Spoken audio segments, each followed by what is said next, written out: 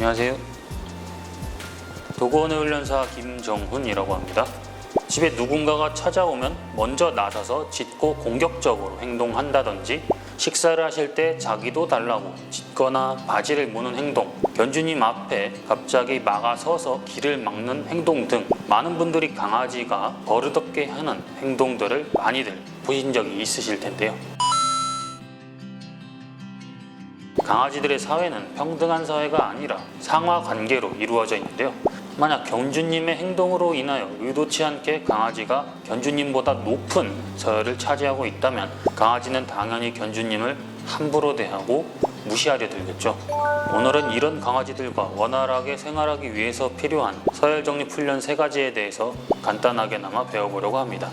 이번 훈련은 일상생활 속에서 자연스럽게 진행되는 훈련이기 때문에 상황에 따라서 훈련을 유연하게 하셔야 됩니다. 자, 일상생활에서 서열 정립 훈련을 하려면 강아지와의 생활에서 주도권을 서서히 가져와야 되는데요.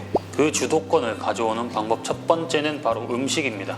강아지들이 살아가기 위하여 필수적으로 필요한 이 음식을 이용하여 견주님께서 주도권을 가져오고 견주님께서 리드하는 상황을 만들 수 있습니다. 식사하실 때는 항상 견주님께서 먼저 식사를 하시고 강아지는 옆에서 기다리게 합니다. 견주님의 식사가 끝나고 나면 강아지를 불러서 앞에 기다려를 시켜놓고 밥그릇을 강아지 앞쪽에 놓은 뒤 다시 한번 기다려를 시켜주세요. 얼마 동안 기다리다가 강아지가 밥을 먹는 것을 허락해 주시면 됩니다.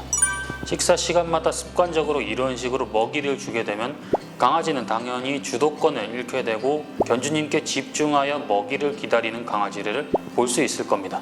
만약 강아지가 음식을 달라고 짖거나 끙끙대는 등 자신의 행동을 주체하지 못하는 행동을 한다면 강아지가 진정할 때까지 무시하거나 거절을 해주시고 강아지가 진정했을 때 음식을 제공해 주시면 되겠습니다. 거절 의사 표현법에 대해서는 훈련의 정석 31편을 참고해 주시면 될 것 같습니다. 두 번째는 잠자리입니다. 잠자리 또한 강아지에게 있어서 없어서는 안 될 중요한 생활 요소인데요. 잠자리의 위치에 따라서 자신의 서열을 표현할 수 있기 때문에 굉장히 중요한데요. 많은 견주님들께서 당연히 자신의 강아지와 같이 자고 싶어 하실 텐데요.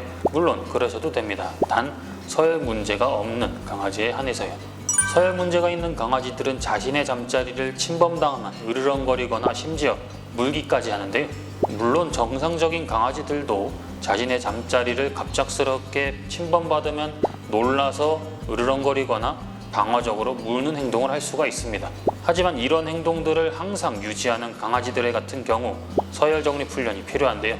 강아지가 선호할 만한 강아지 집 하나를 구매하신 다음 강아지가 견주님의 잠자리에 오지 못하도록 차단시켜주세요. 차단시키는 방법은 강아지용 계단을 없애신다든지 문을 닫아 강아지와의 잠자리를 분리시키신다든지 울타리를 활용하여 차단시키는 방법 또한 있습니다. 당연히 처음엔 강아지가 받아들이지 못하고 여러 가지 상황에서 마찰이 일어날 수가 있는데요. 많은 경우 강아지가 짖거나 낑낑거릴 텐데요.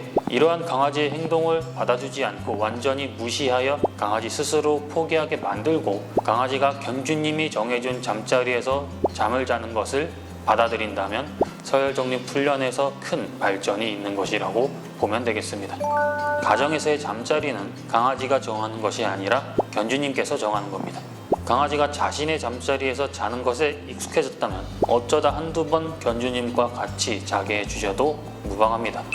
세 번째는 왕래입니다. 갑자기 뜬금없는 왕래라는 단어가 나왔는데요. 강아지가 어디론가 왔다 갔다 하는 것을 말 그대로 왕래한다라고 볼 수 있습니다.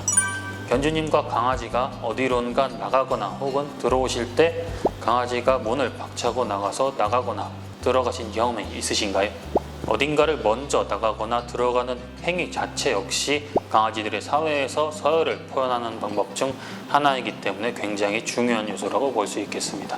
강아지와 어딘가를 함께 들어가거나 나갈 때 항상 강아지를 기다려를 시켜놓고 견주님께서 먼저 진입을 하신 다음 강아지가 올 수 있도록 허락을 해주세요.